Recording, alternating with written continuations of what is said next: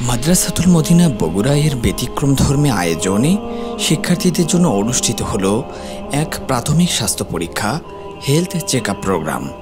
এই আয়োজনে শিক্ষার্থীদের চর্মরোগ, চক্ষু, দাঁত ও অন্যান্য শারীরিক সমস্যা নির্ণয়ে চিকিৎসকরা আন্তরিকভাবে অংশগ্রহণ করেন এবং তাৎক্ষণিক প্রাথমিক চিকিৎসাও নিশ্চিত করেন।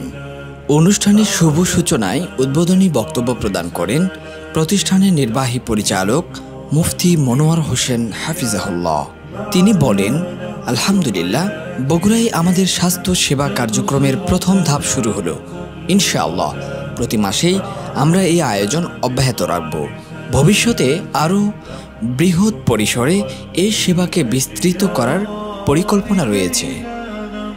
উপস্থিত শিক্ষার্থীদের উদ্দেশ্যে চিকিৎসকবৃন্দ কিছু দিক নির্দেশনামূলক পরামর্শ প্রদান করেন। কিভাবে নিজেকে পরিষ্কার পরিচ্ছন্ন রাখা যায়, কিভাবে প্রাথমিক অসুস্থতা চিনে নেওয়া যায় এবং সুস্থ থাকতে কি কি করণীয় ইত্যাদি বিষয়ে আলোচনা করেন। মাদ্রাসাতুল মদিনা বগুড়া কৃতজ্ঞতা প্রকাশ করে সকল মানবিক চিকিৎসকদের, যারা ব্যস্ত সময় থেকেও ছাত্রদের সেবায় অংশ নিয়েছেন। আল্লাহ সুবহানাহু ওয়া তাআলা তাদেরকে উত্তম জাযায়ে খায়র দান করেন।